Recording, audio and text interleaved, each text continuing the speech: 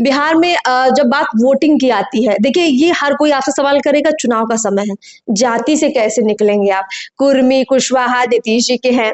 अभी आप देखिए बीजेपी के साथ सवर्णों का वोट है और ओबीसी को भी थोड़ा बहुत उन लोगों ने खींच के रखा है अपनी तरफ। अब इस जाति से निकलेंगे कैसे सर आप? आप तो देख ही रहे हैं, आप तो मतलब आप केंद्र तक में सरकारों में रहे हैं, इतना मुश्किल है। देखिए मेरा तो 43 सालों का जी अनुभव है पब्लिक लाइफ का। बिल्कुल 82 से मैं हूँ, जी। मैं दोनों तरफ रहा हूँ।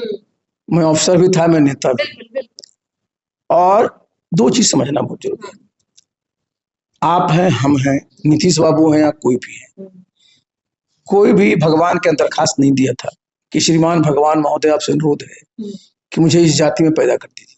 सही बात, समझी कि नहीं?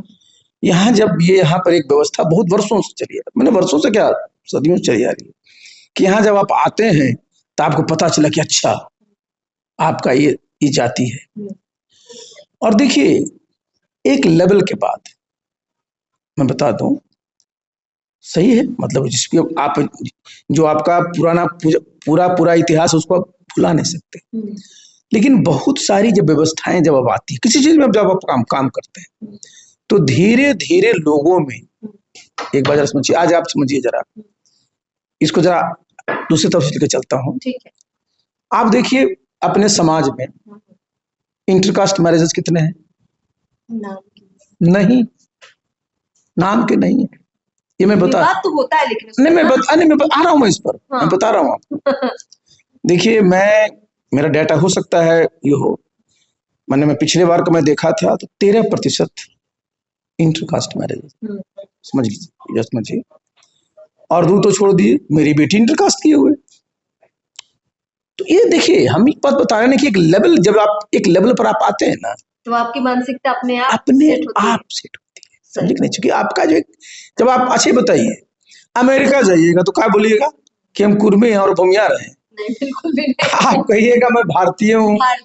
आप दिल्ली जाइएगा तो क्या बोलिएगा कि हम यादव और बनिया है?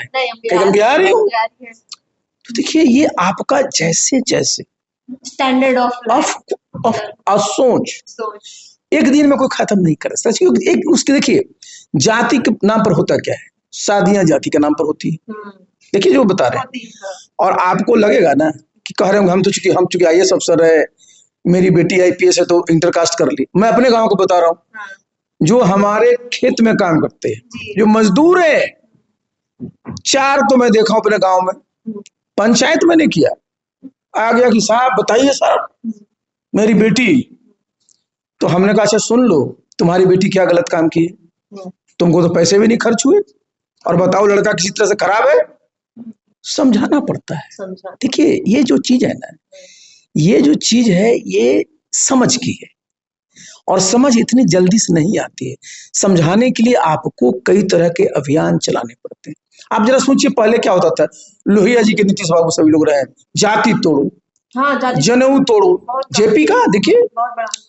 तो देखिए अपने आंदोलन चलता है, उसको दब जाता है ये आपको।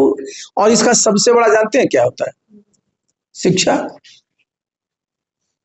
मैंने बताया आपको कि शिक्षा जैसे जैसे आपका बढ़ेगा, शिक्षा का स्तर जैसे बढ़ेगा, और जन स्वराज का क्या है फोकस में, क्या चीज पर रखा है? शिक्षा, ऑफ कोर्स एजुकेशन। अब हम बात करते हैं विश्व स्तरीय शिक्षा की, तो जो समाज जितना शिक्षित होता है, जिसमें जितना लोग शिक्षित होंगे, स्वाभाविक है उसमें इस चीज की कमी आती। मतलब आप ये कह रहे हैं कि आप इस कॉन्सेप्ट को तोड़ देंगे, जहां पासवान कहते हैं जी चिराग भैया हमारे नेता हैं, खुरमी जी आगे आके कहते हैं नीतीश जी हमारे नेता हैं, अली यादव आगे कहते हैं लडुआ जी को कैसे बोले। सुन लीजिए, जैसे आपने कहा ना, देखिए ये तो आइडेंटिटी पॉलिटिक्स है, जो 2 दिन में समाप्त नहीं होती है, बट इट विल टेक। लेकिन ऐसा नहीं है, सब लोग इसी सोच में नहीं रहते। देखिए सब लोग इसी सोच में नहीं रहते, अलग अलग चीजों पर अलग अलग की रहती है। और ये सही है कि मैंने बताया ना कि देखिए शिक्षा एक ऐसा माध्यम है जिसके माध्यम से आप इसमें धीरे धीरे कमी लाएं।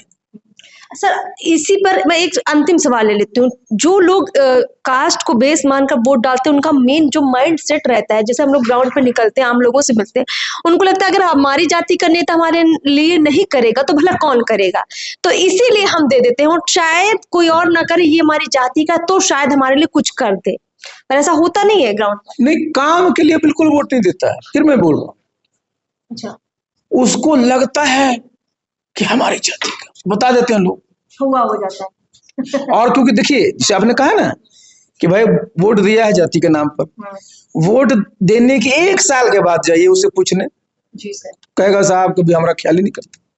हाँ, फिर बाद में तो देखिए, ये चूंकि आपने, देखिए हमने क्या बोला कि आपका इशू, आपने अगर इशू रखिएगा कि हम लोगों को रोजगार देंगे, तो निश्चित रूप से लोग उस पर ध्यान देगा। आप इशू रखेंगे कि हम लोगों को शिक्षा को इस प्रकार की व्यवस्था करेंगे, इस पर ध्यान।